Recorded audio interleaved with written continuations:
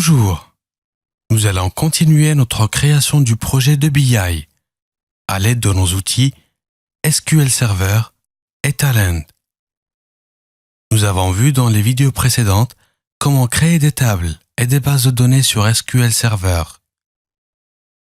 comment connecter SQL Server et l'outil de Talend, comment créer des jobs et des composants et faire la transformation et les jointures sur l'outil Talend grâce à l'utilisation de la base de données MySQL Server.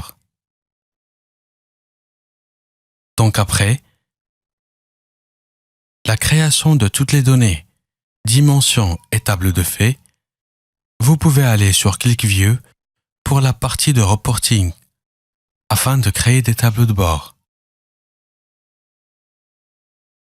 Donc tout simplement, pour créer votre tableau de bord, il faudra d'abord charger votre script et connecter ClickView avec SQL Server.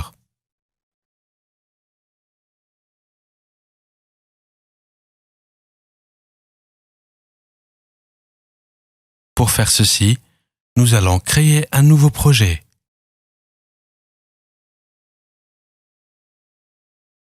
Je vais donc cliquer sur ce bouton pour créer un nouveau projet, puis faire enregistrer.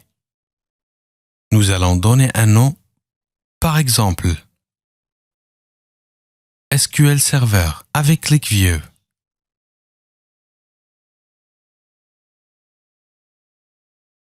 Nous allons cliquer ici pour éditer le script. Ici pour la base de données, dans notre dernier projet que nous avons utilisé, la base de données ODBC.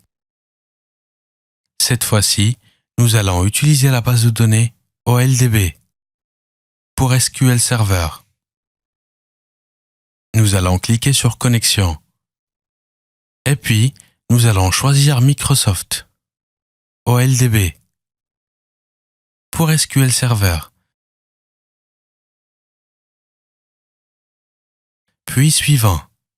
Ici, nous allons taper le nom du serveur pour récupérer le dernier. Il suffit d'aller vers la base de données SQL Server. Cliquez sur Connecter. Ensuite, cliquez sur Moteur de base de données. Et puis, copiez le nom du serveur. Sinon, si vous avez utilisé un nom d'utilisateur et un mot de passe, vous pouvez bien les taper ici, même sur ClickView. Comme vous le voyez ici, voici le nom d'utilisateur et voici le mot de passe. Nous allons utiliser le Windows NT pour ça. Et on se contentera de copier le nom du serveur par là. Et on va le coller ici. Nous allons sélectionner la base de données sur le serveur. Dans notre cas, c'est Talend. Voilà, donc comme vous le voyez ici. Donc on va cliquer sur se connecter. Ici, nous allons cliquer sur base de données. Vous pouvez trouver plusieurs bases de données. Nous allons donc utiliser Talend.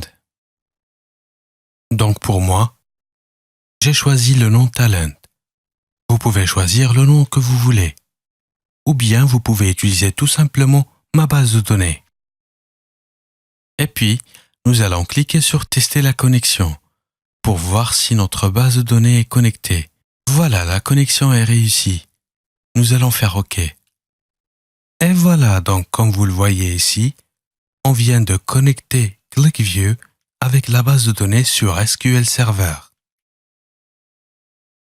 Maintenant, nous allons cliquer sur Sélectionner pour sélectionner notre base de données. Voilà notre source de données. Notre base de données qui s'appelle Talend. Et maintenant, nous allons rajouter les tables dont on a besoin. On va prendre par exemple la table article. Vous pouvez cocher là « Instructions pour le chargement ». Nous allons suivre les mêmes étapes que l'on a suivies pour le premier projet sur SQL Server. Cliquez sur Sélectionner choisir votre deuxième table, par exemple produit, et on clique sur OK. Donc on va faire la même chose et choisir votre troisième table. Voilà, donc je vais sélectionner voiture et je clique sur OK. Bien sûr, vous pouvez trouver votre table de fait. Je n'ai pas créé une, pour la simple raison que ceci n'est plus un test, pour vous expliquer la connexion.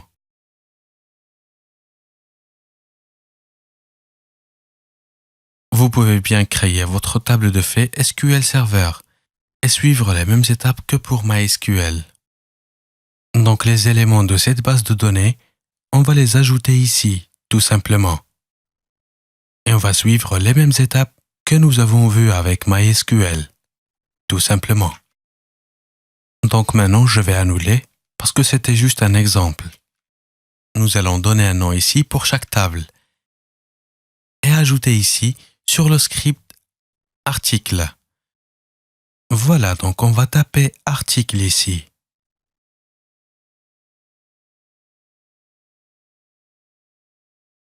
Puis pour la deuxième table, nous allons écrire le produit.